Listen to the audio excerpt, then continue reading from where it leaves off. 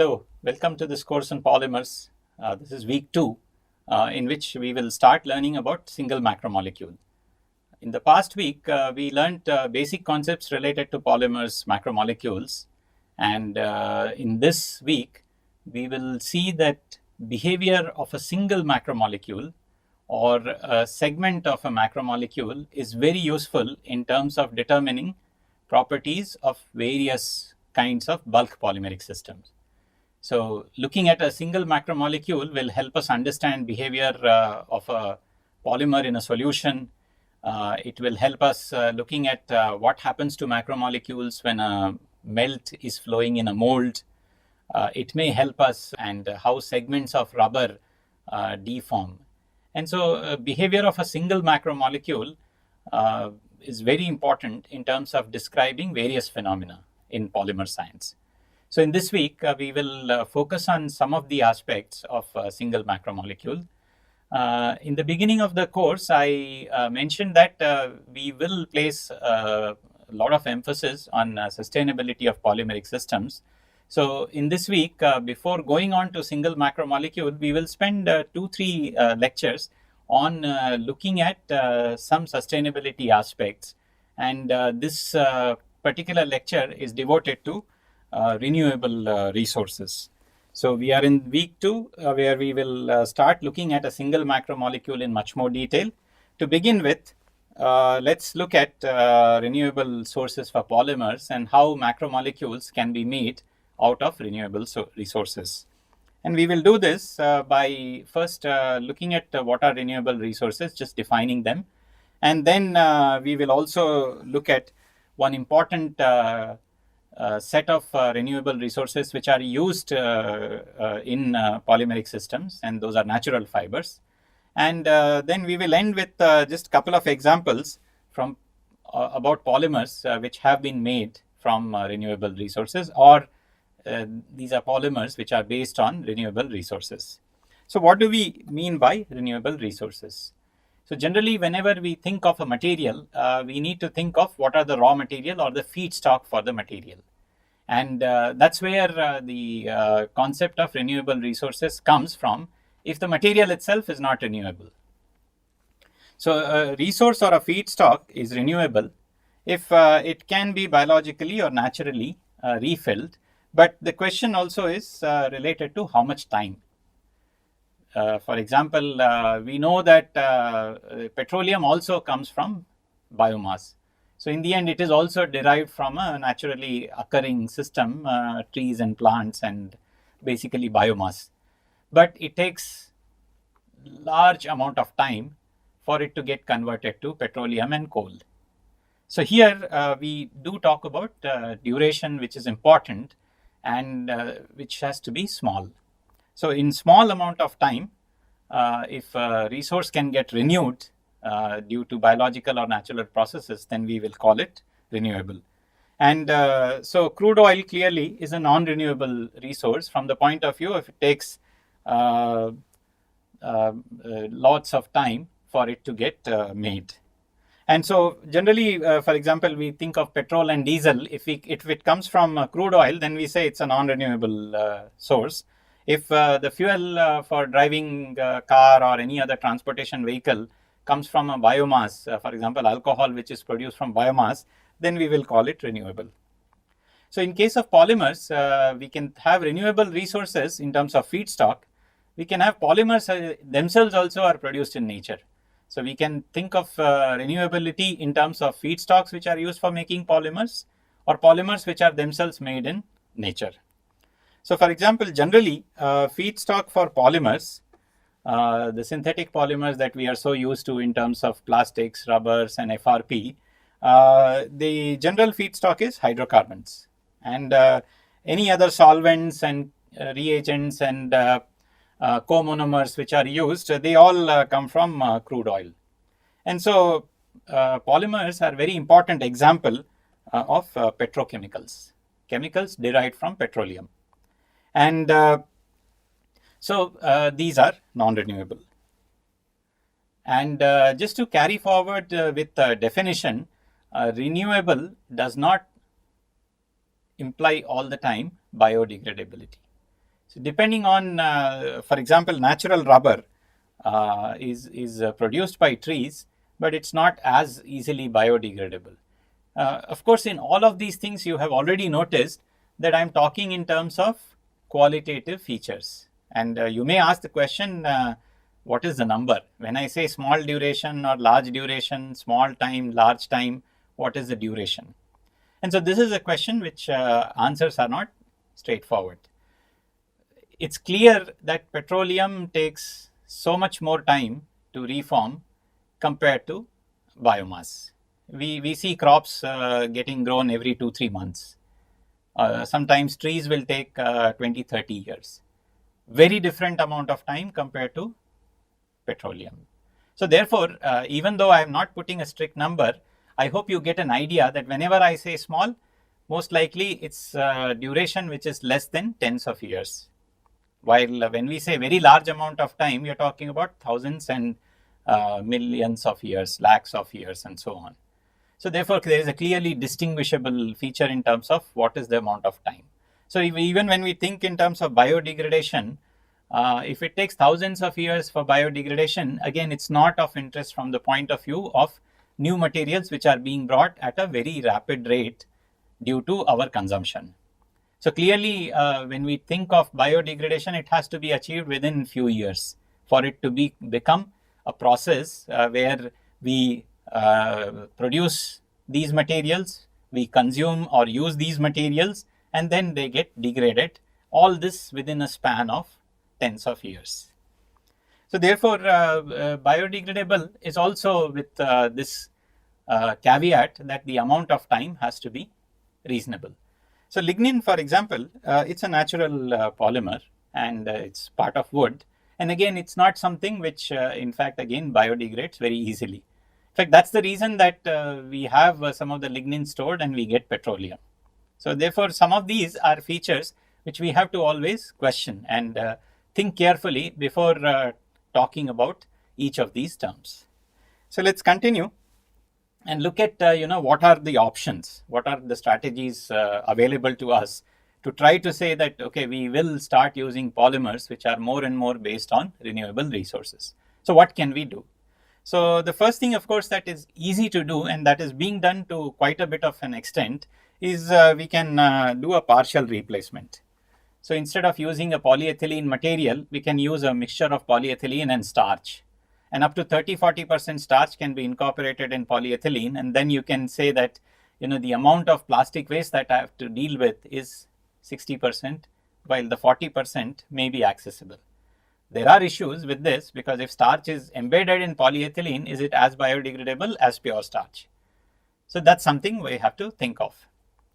But in general, the idea in this strategy is to say that is to try to use materials which are renewable in combination with synthetic polymers. So you can make starch polyethylene blend. You can also use a composite. So natural fiber composite, which we'll just discuss in this lecture, belong to this class of materials. We could take some of the natural polymers and then modify them for our use, because a natural polymer may serve a certain purpose in the biological domain. This purpose could be structural or any other structural, mechanical, or any other role. Now, for our purposes, when we want to make an engineering component out of it, the properties may not be exactly the same. So we may have to modify it, sometimes even to process it, because the way nature processes and a tree trunk is grown, which can withstand a lot of weight, we may not have that capability of producing a column like that. So we will have our techniques of molding and casting and other techniques which we are familiar with in terms of processing of engineering material. So we may have to modify a natural polymer so that we can process it using molding and casting and several other techniques. So therefore, modification of existing natural polymer is another strategy. Moving down, we could, of course, use the natural polymers and composites themselves. So tree trunk, of course, bamboo, there are so many such natural materials which are already used. And in some form, they can be used for certain applications. The other major strategy is to take monomers which are available from the natural world and then try to polymerize them. So we think of synthesis of these in terms of useful polymers. So right now, a lot of synthesis of polymers happens based on petrochemicals. These are byproducts of petroleum refining, and therefore, since they are available in large quantities, we have over the decades, with very clever manipulation of reaction conditions and our understanding of chemistry, we have come up with a large set of family of polymers. Now, can we do the same by saying that, okay, let's look around and see what are the possible monomers available, and can we now start synthesizing polymers out of these? We could also go one step and say that, let's start synthesizing some of the monomers. So I realize that a monomer like ethylene is not available, let's say, in nature, or because polyethylene is very important. Or for nylon, I need adipic acid and it may not be available as it is. So can I use some of the natural materials which are there? Can I modify them so that they become monomers of my interest? So therefore, synthesis of monomers from some of the naturally available chemicals can also be a possibility. So instead of using monomers which are currently coming from petroleum feedstock, they would be coming from some other sources. We also can continue on this journey and then say that, let's think of alternate family of polymers and novel sets of polymers. So therefore, can we think in terms of alternate polymers themselves? And so this would imply, of course, that we will replace the feedstock based polymers that are being used, and also they imply that these are going to be novel polymers, and they will incorporate monomers which are themselves novel. And very importantly, we will need a synthesis strategy. We will need a polymerization strategy to do this. So none of these are easy challenges, and in fact a lot of effort worldwide is going on in trying to exploit these thought processes in terms of getting polymers as a set of renewable materials as much as possible. The last thing that we again can keep in mind is what happens when biomass is produced. And biomass, as we have seen, is full of macromolecules. And biomass comes from carbon dioxide and light. So can we also think of chemistries by which we can produce polymers from carbon dioxide as a feedstock? So then, like what plants are doing, we can also start making polymers from CO2. So this, again, some of these are very engaging sets of research ideas on which a lot of work is going on. And so let's continue and see what are the first set of options that I talked about in terms of partial replacement. And this is done already to quite a bit of extent. A lot of these products are already available. Many of the things which look like wood but are based on polymer are actually examples of this, where a natural fiber has been combined with a polymeric resin or matrix. And because of the natural fibers, the look of a natural material is there, but the binding and the rigidity and overall properties of the material come from a combination of both natural fiber and the polymeric material. And there are several examples of natural fibers which are there. Jute is a prominent example. You can get fibers from bamboo and they can be used. In India, sisal and coir are also very important examples of fiber. And so some of these are already used in a lot of applications. We could also have silk or wool, which are also examples of some of these natural fiber. And what I've shown here are, in fact, a set of products which are being developed and are already out there in the market, which are from Jute Industries Research Association. Their annual report, I have taken this. And you can see that these are very common polymers, polyethylenes and polypropylenes, but in them jute fiber has been incorporated.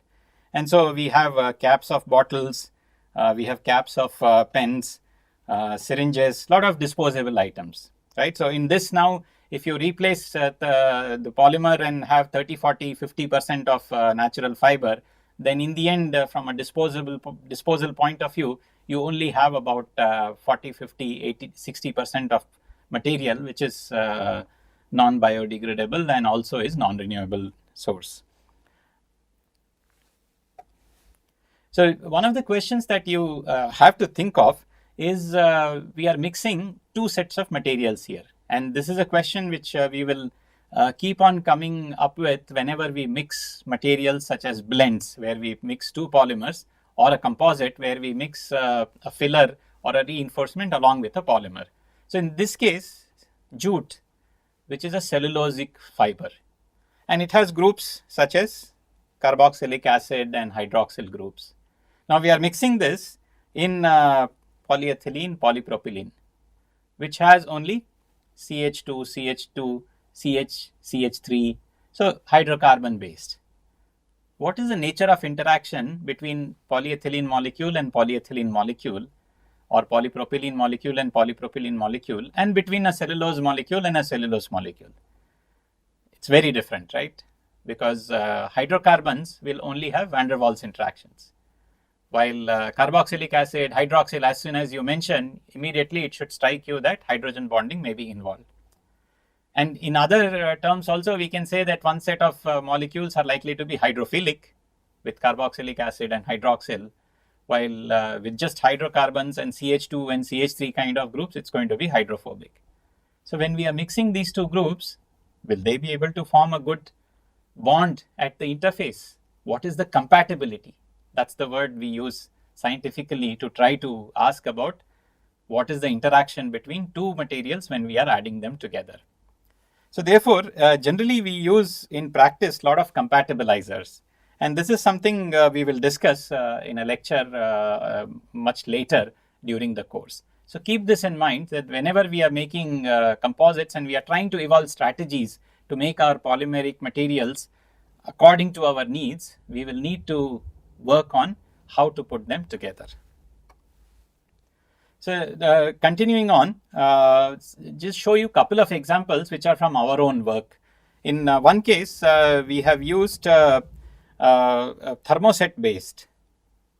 So it's a polyester and sisal fiber, and what we did is we made electrical components. These are sockets, and whenever we have switchboards and even electricity distribution, when the board is there in our homes, there are various sockets and things like that. So this is a component which can be made where about 30-40% of sisal fiber was used.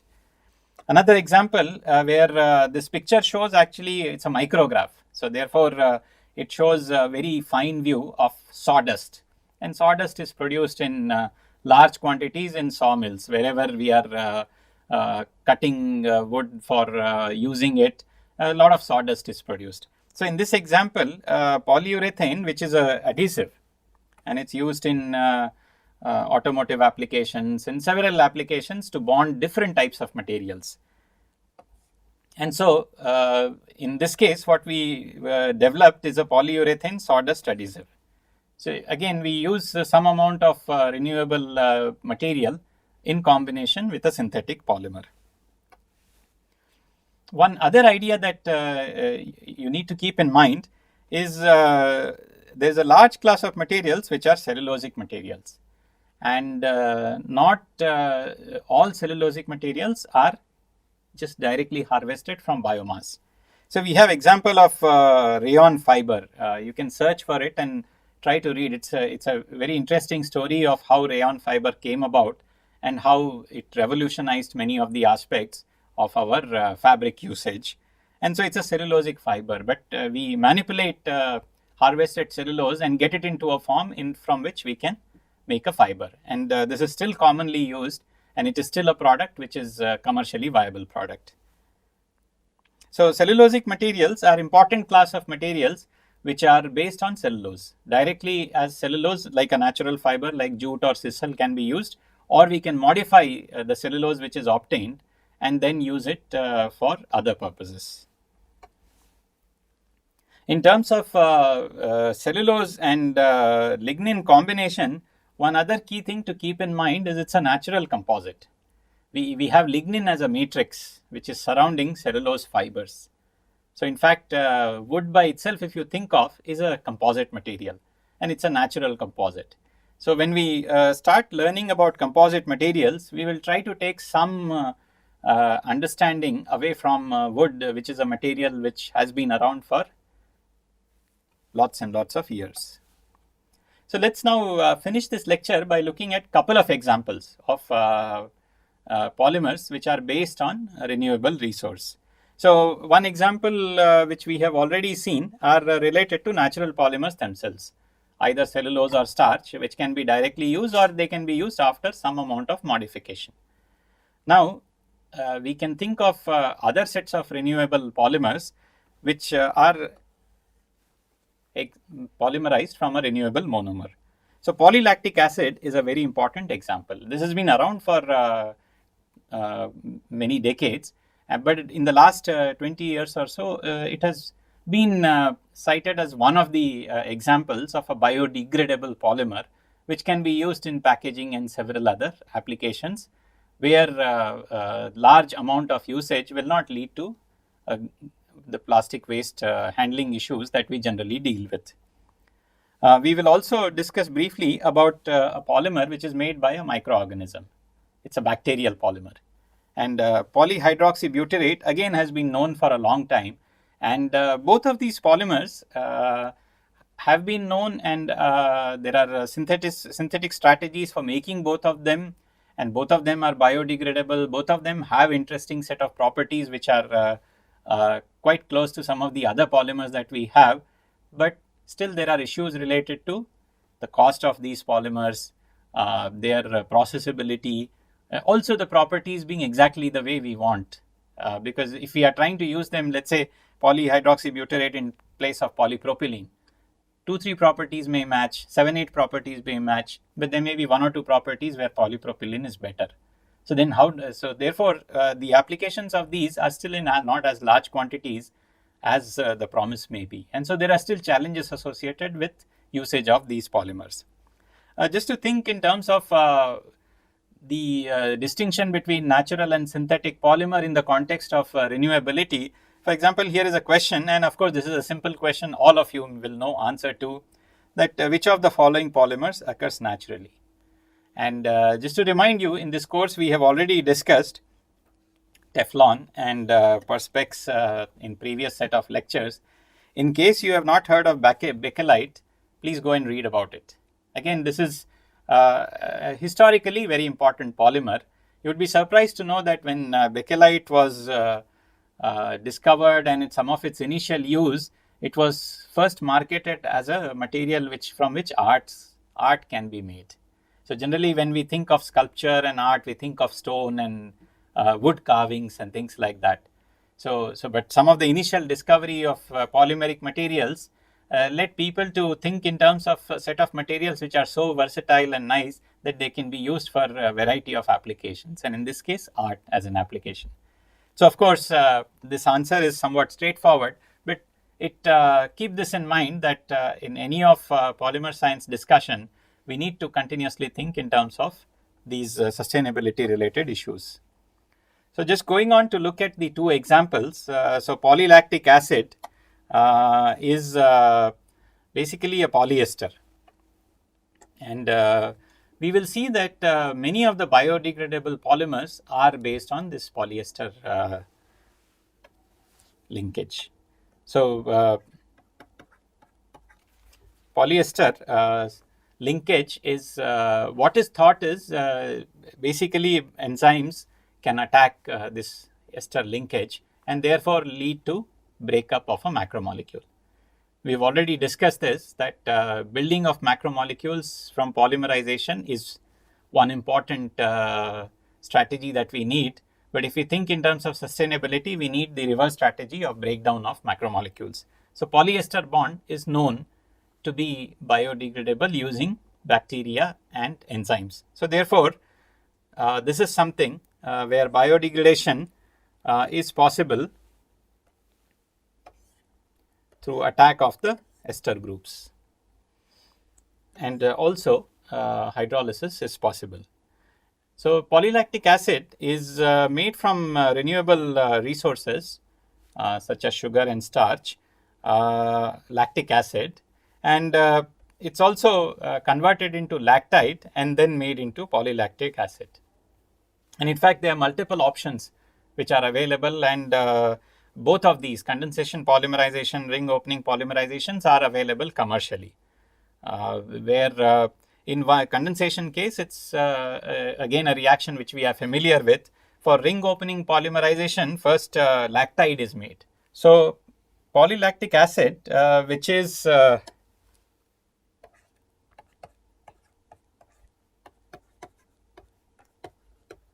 this repeating unit, is made from lactic acid, or it is also made from lactite. And lactite is a ring or cyclic compound which has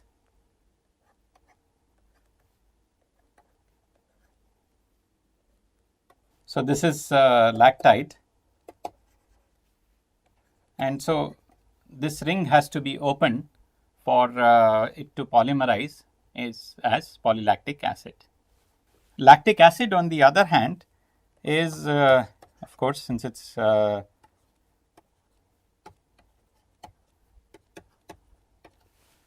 so lactic acid, so you can make polylactic acid this way or through ring opening polymerization from lactite. And in all of these cases, removal of water is important. And so another technique which is followed, in which case removal of water is implemented using a solution which is azeotropic. In case you don't know what azeotropic is, please go and look. Azeotropic mixtures are useful in vapor liquid equilibria. Azeotropic distillation is something which is quite common, but this is something very similar exploited here in terms of removal of water. So the application of PLA are plenty. It's used in packaging, fibers, in several biomedical applications, as well as mulch films which are used in agriculture. The other example is polyhydroxybutyrate, which is a family of polymers, and again polyesters, as I mentioned. And so both of these are biodegradable polymers because of the ester linkages, and this is based on bacteria, and it is alkaligenes eutrophus bacteria. And what's very interesting is PHB is produced and stored by this bacteria like what we do in terms of fat storage. We think of fat as energy storage in case of animals. So something very similar strategy is used, but this polymer can be useful in terms of its properties, which are very closely related to polypropylene. So PHB properties are very close to polypropylene, but one key difference is in terms of strain at failure being very less. So many times we would like these materials to not be brittle and break with very low amount of deformation. And so that's something which is very different in case of PHB as compared to polypropylene. Applications of PHB again are similar in terms of packaging and toys and cutlery and things like that. Again, there are commercially available grades of these materials, and some of these materials, both polylactic acid and PHB, are used, but because of their cost, the usage is very limited. I just mentioned also related to strain at failure. So in 2-3 lectures on mechanical properties of polymers, we will spend a lot more time talking about strength, toughness, strain at failure, and various other aspects which are related to mechanical properties of polymeric materials. And of course, the question that was there, I'm sure all of you know the answer. So maybe in this case, you don't even need to go back and look at what the question was. But I hope this gives you an idea of the challenges associated with making polymers as renewable materials. Thank you.